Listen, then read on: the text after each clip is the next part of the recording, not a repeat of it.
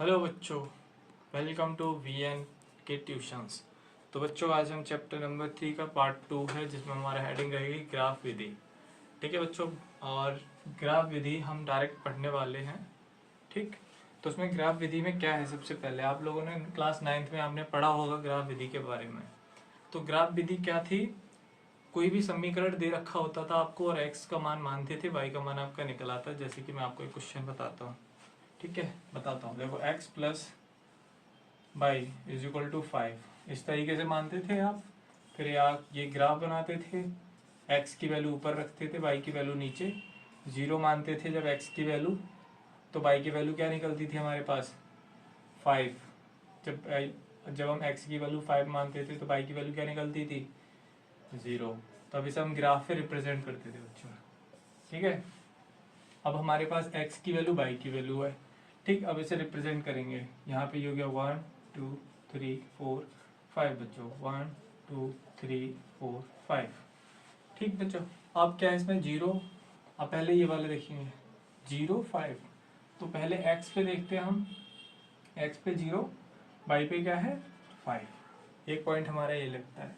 फिर 5, ये है हमारा 5, ये है 0।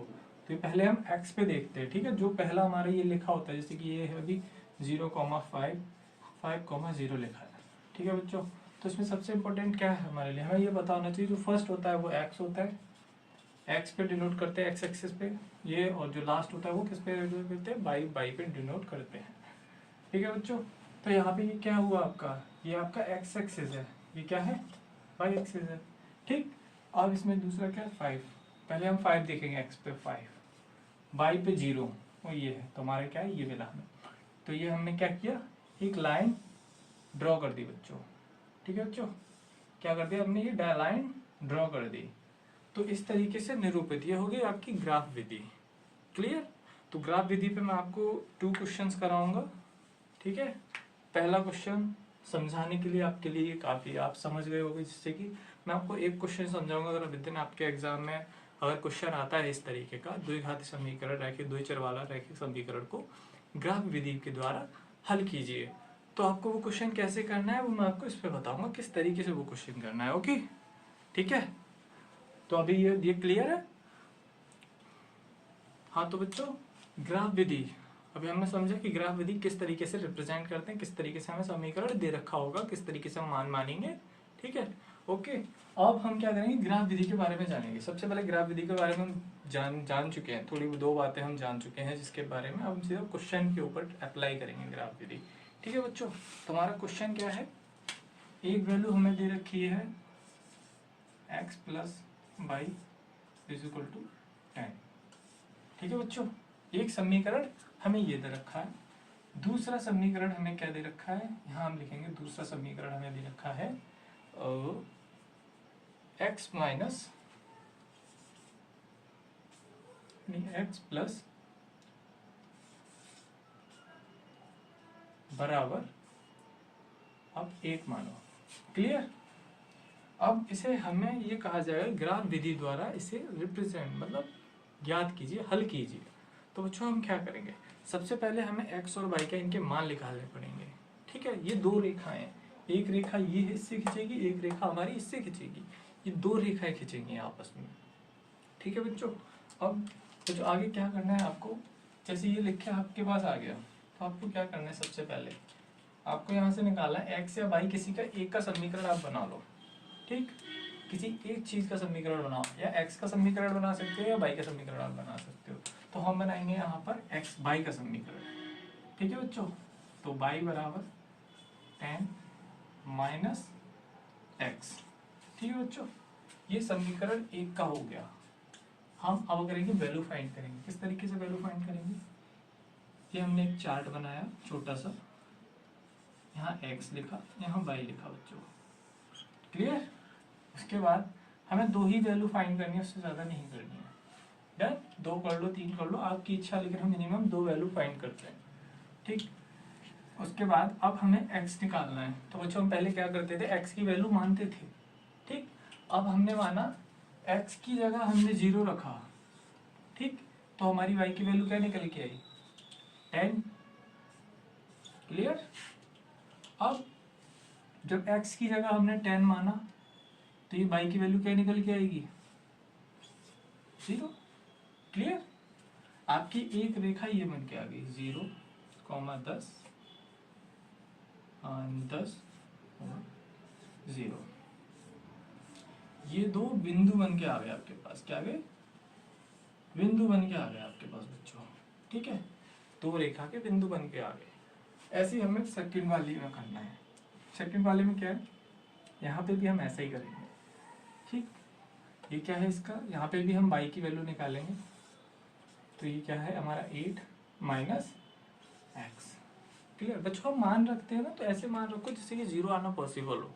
छोटे नंबर्स छोटे हम पता चल जाए हमें, ऐसे मान रखो बच्चों। ठीक है, तो वैसे सेम प्रोसेस हमारा ये रहेगा। क्लियर, क्या रहेगा यहाँ पे सेम प्रोसेस हमारा, वही चार्ट बनाओ, सेम x की वैल्यू यहाँ मानो, y की वैल्यू यहाँ मानो, ये आपका चार्ट बन गया। अब आपको क्या करना है बच्चों, सबसे पहले x की वैल्यू रखो। x की वैल्यू क्या रखे हम, अगर हम यहाँ 0 रखते हैं तो हमें क्या मिलेगा, 0 में से 8 जाए कितना बचेगा, 8 बचेगा, सिंपल। अब अगर x की जगह अभी हमने 0 रखा, अब x की जगह 8 रखो, 8 माइनस 8 कितना बचा, 0। तो हमारे पास क्या बिंदु निकल कर आए, 0,8 8,0। अब बच्चों क्या करना है, हमें इस पर पता लगाना है, इसे डिनोट करना है कि ये ग्राफ पर किस तरीके से रिप्रेजेंट होगा। ये सभी आप जानते हो, ये एक्स एक्सिस, ये वाई एक्सिस। ठीक, क्लियर। ठीक, एक्स एक्सिस वाई एक्सिस। ठीक, अब यहाँ पे क्या है हमारे पास 8 to 10, तो हम 10 तक नंबर्स करेंगे, 1 2 3 4 5 6 7 8 9 10। ये हो गया आपका 10 9 7 6 5 4 3 2 1। ओके बच्चों, फिर अगला क्या है, 1 2 3 4 5 6 7 10। ठीक, 10 11 बच्चे, डैट डैश जो भी आप जहाँ तक जा सको आप। क्लियर, तो ये हो गया हमारा 10, सिंपल यहाँ से 1 2 3 4 5 6 7 8 9 10। क्लियर बच्चों, ये 10 तक हमारा हो गया। अब हमें ये डिनोट करना है। सबसे पहले इसे देखो आप, यहाँ देखो 0,10। तो आप लोगों को अच्छे से पता है ये वैल्यू किसकी होती है, x, ये वैल्यू होती है y की। तो सबसे पहले जो 0 देखेंगे वो किस पे देखेंगे, x पे। तो 0 हमने ये रखा अपना पॉइंट, यहाँ एक हाथ हमने यहाँ रख लिया 0 पे। 0 से हमें चलना है 10 पर, y की तरफ 10 पे चलना है, ये चले हम। ठीक, क्लियर। फिर दूसरा क्या है, 10, x एक्सिस पे 10 पे पॉइंट रखो, फिर 0 की तरफ चलो, तो ये पॉइंट हमारा एक ये बन के आ गया।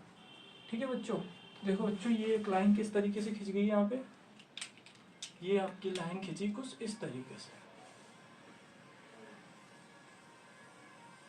ठीक, ओके, एक लाइन आपकी इस तरीके से। अगला हमारा ये पॉइंट रहेगा।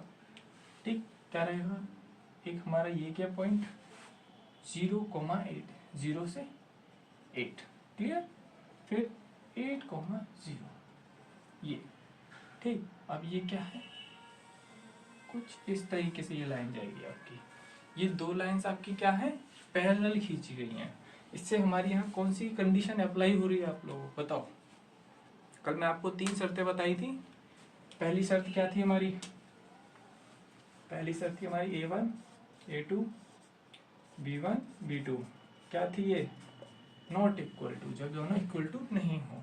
क्लियर। फिर दूसरी शर्त क्या थी हमारी, जिसमें यहाँ पे एक हल होता है। ठीक, जिसमें कोई हल ही नहीं होता वो कौन सी होती है, A1 A2 B1 B2 C1 C2।